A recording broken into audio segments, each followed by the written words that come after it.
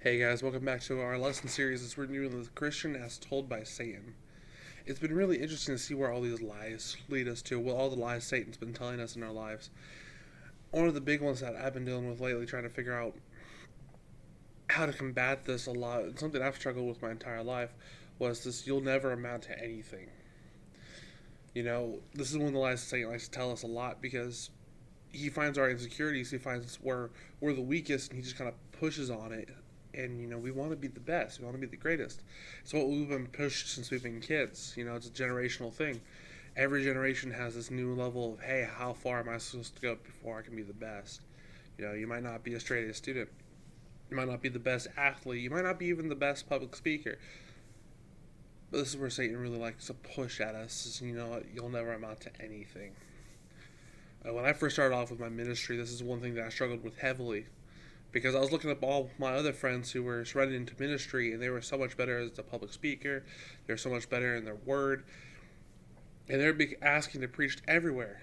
And I looked at my ministry and I was like, why aren't I doing great things? I was 16, 17 at the time, and it just seemed that I wasn't going as far as everybody else was.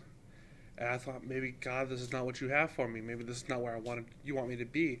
I dreamed of being like the next Billy Graham. I thought about being the next Jerry Falwell. I wanted to be the best preacher out there.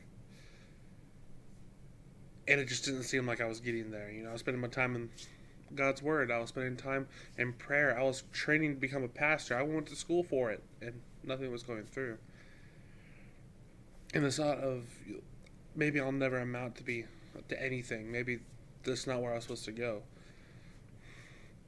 Maybe I'm just supposed to be a loser my whole life. These were the thoughts that popped in my head. And I thought that maybe this is what God had for me. But no, these were lies coming from Satan. I was reading through the book of 1 Peter chapter 2, and this verse always pops back into my head when I think about this. This 2 verse 9 says, "But ye are a chosen generation, a royal priesthood, a holy nation, a peculiar people, that ye should show forth the praises of him who hath called you out of darkness into his marvelous light." God has looked at us and said, no, I have something great for you to do.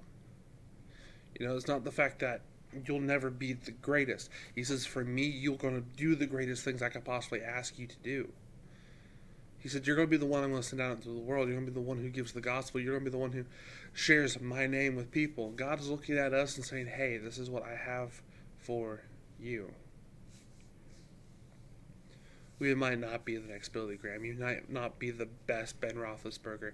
You might not be the best in anything you do. You might not have a 4.0 GPA when you graduate. But that's okay, because God looks at you and goes, I have a plan for you specifically. It is for you to spread my gospel. It's for you to go out and do great things for me. God has equipped us and commissioned us to go into the world as his saints. And I want you to know that you will amount to something great. Guys, this is going to be a very short video. I love you guys. I'm praying for you guys daily. Please send in prayer requests if you have any. You guys have my number. You guys can contact me at pastorwaynestires@gmail.com. I'm looking forward to you guys. I love you. Talk to you later, and bye.